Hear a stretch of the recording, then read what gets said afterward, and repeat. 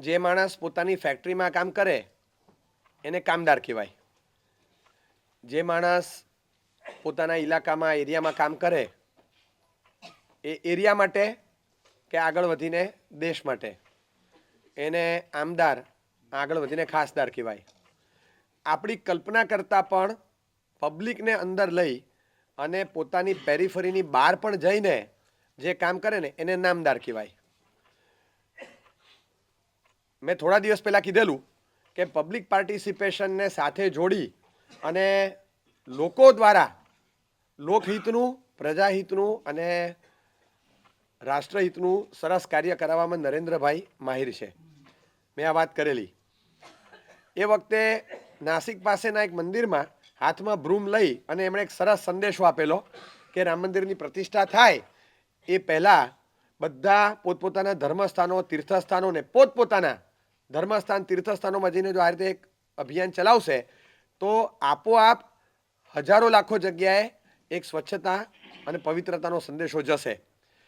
એના અનુસંધાનમાં શત્રુંજય સત્કારની ઘટના તમે બધાએ નજરે જોઈ. આપણે સૌ એ નજરે નિહાળવા બળભાગી બન્યા કે બોરીવલી સંકેત યુવક મંડળ એના લગભગ સેંકડો, 500થી વધુ યુવાનો અહીં આવ્યા, જેમાં professionals, chartered accountants, lawyers, MBA, IT professionals, આ બધા હાઈ કેટેગરીના લોકો હતા. પોતાના કિંમતી 4-4, 5-5 દિવસ કાઢી અને સંપૂર્ણ દિવસ ગિરિરાજની આ જૈન તીર્થક્ષેત્રની શુદ્ધિકરણ માટે એમણે જે મહેનત લીધી છે એના નજરે આપણે સૌ સાક્ષી છીએ. અને આખી એમની ગિરિરાજની ભક્તિ અને એમણે કરેલું આ સ્વચ્છતા 4000થી વધુ કિલો એટલે લગભગ 1250 ગુણી બેગ્સ ભરાય એટલો ઉપરથી ઉતારેલો પ્લાસ્ટિક બેગ્સ, કોથળી, જબલા થેલી વગેરે વસ્તુઓ ઉતારવામાં આવી અને એ બધી વસ્તુઓ એનો યોગ્ય નિકાલ કરવામાં આવ્યો. આ શુદ્ધિકરણ એટલે શત્રુંજય સત્કાર 2024. આ કાર્ય એક એટલે વિશિષ્ટ ભક્તિ સ્વરૂપ કાર્ય છે. તીર્થની આ એક અધકેરી ભક્તિ હતી અને એની આપણે તો સાક્ષી ભાવે ખૂબ સરસ પ્રશંસા પણ કરી અને અંદર ભળ્યા પણ ખરા. પહેલાં જોયું અને હવે અંદર ભળ્યા પણ ખરા. પણ એની નોંધ એટલી લેવાય કે આ ઘટનાની અસર એટલી પડી કે આની નોંધ CM ભૂપેન્દ્રભાઈ પટેલે લીધી. એમણે પોતાના સોશિયલ મીડિયા પર ખૂબ સુંદર અને બહુ લંબાણપૂર્વક આખી ઘટનાને ઉલ્લેખ સાથે, નામના ઉલ્લેખ સાથે, આંકડાઓના ઉલ્લેખ સાથે એને બિરદાવી.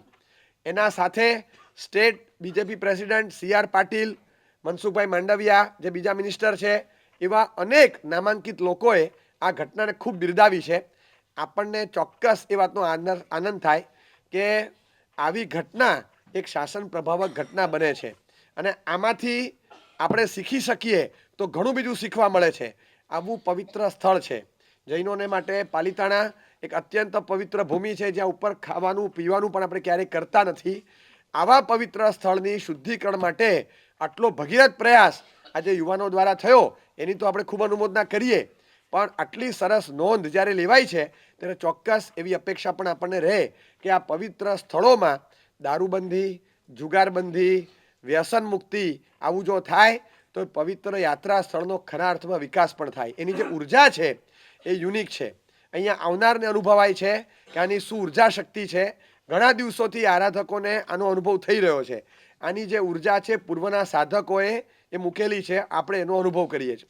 એ ઉર્જાને મેન્ટેન કરવા માટે આવા પવિત્ર સ્થળોમાં વ્યસન મુક્તિ વગેરે થાય ને એ પણ એટલું જ ઈચ્છનીય છે. ને આવનારા દિવસોમાં જો એ પણ થાય તો આપણા માટે બહુ મોટો આદર્શ થશે.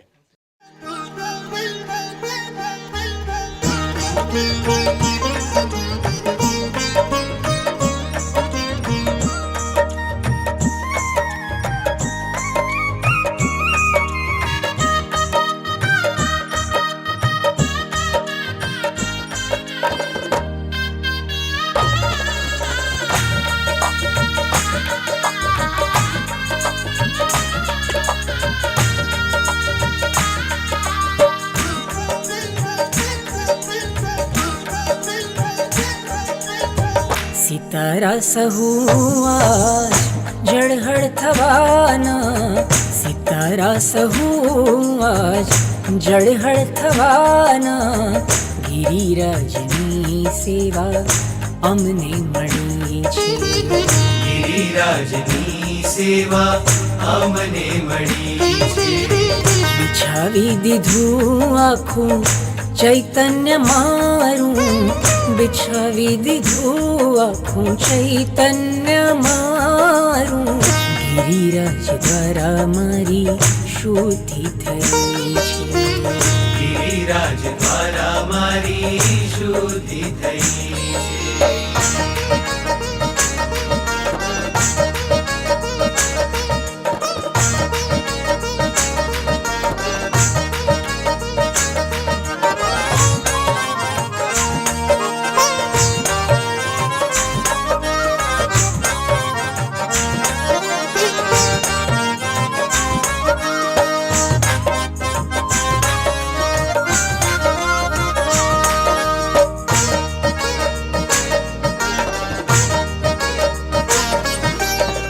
દેવલોક જેવી શોભા ધરીને, દેવલોક જેવી શોભા ધરીને સજાવી છે ફૂલોની આંગી મજાની, સજાવી છે ફૂલોની આંગી મજાની. શ્રદ્ધા સુમનની સુવાસિત માલા, શ્રદ્ધા સુમાનની સુવાસિત માલા. ગિરિરાજની સેવા અમને મળી છે.